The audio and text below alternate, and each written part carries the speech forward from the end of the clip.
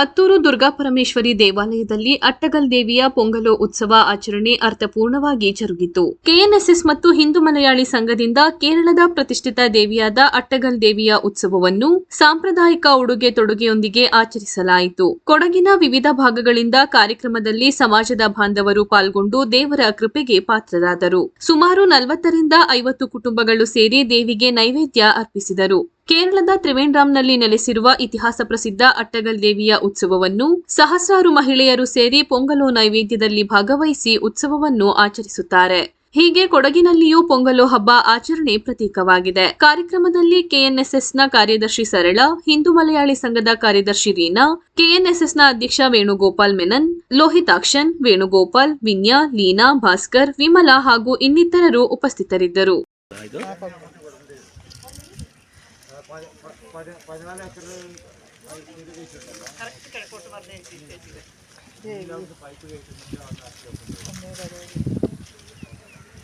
ವಿರಾಜ್ಪೇಟೆಯಿಂದ ನೆಲ್ಲುದುಕೇರಿ, ಕೊಂಡಂಗೇರಿ, ಕೋಣನಕಟ್ಟೆ, ಸಿದ್ದಾಪುರ, ಒಳಮಾಳ, ಕೋಲಿಬೆಟ್ಟ ಅಲ್ಲಿಂದ ಬರ್ತಾ ಇದ್ದಾರೆ. ಎಷ್ಟು ಜನಗಳು ಸೇರ್ಬೋದು? ಈ ಸರಿ 49 ಜನ ಇದ್ದಾರೆ. ಅಂದರೆ 49 ಕುಟುಂಬದವರು ಸೇರ್ಕೊಳ್ತಾರೆ. ಕಳೆದ ಬಾರಿ ಎಷ್ಟು ಜನ ಇದ್ರು? ಕಳೆದ ಸರಿ 37. ಅಂದರೆ ಪ್ರತಿ ವರ್ಷ ಜಾಸ್ತಿ ಆಗ್ತಾ ಬರ್ತಾ ಇದೆ. ಓಕೆ. ನೀವು ಎಲ್ರಿಗೂ ಮಾಹಿತಿ ಕೊಟ್ಟಿರ್ತೀರಾ? ಕೊಡಗಿನಲ್ಲಿ ಆಲ್ಮೋಸ್ಟ್ ನಿಮ್ಮ ಜನಾಂಗದವ್ರಿಗೆಲ್ಲರೂ ಇದು ಕೊಟ್ಟಿದ್ದೀವಿ. ನಮ್ಮದು ಗ್ರೂಪಲ್ಲೇ ಹಾಕಿದ್ದೀವಿ.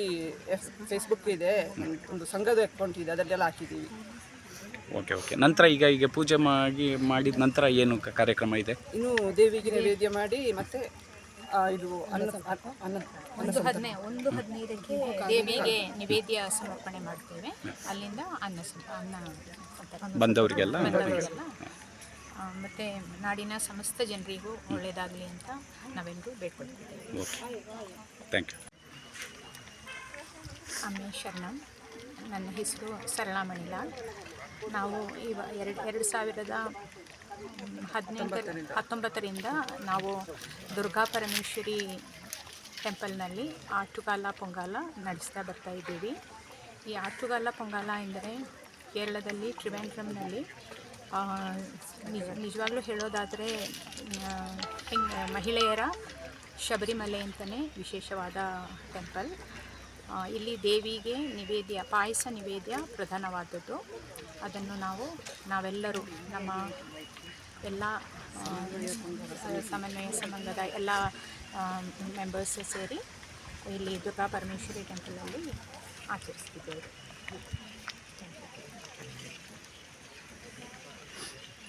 ನನ್ನ ಹೆಸರು ರೀನಾ ಅಂತ.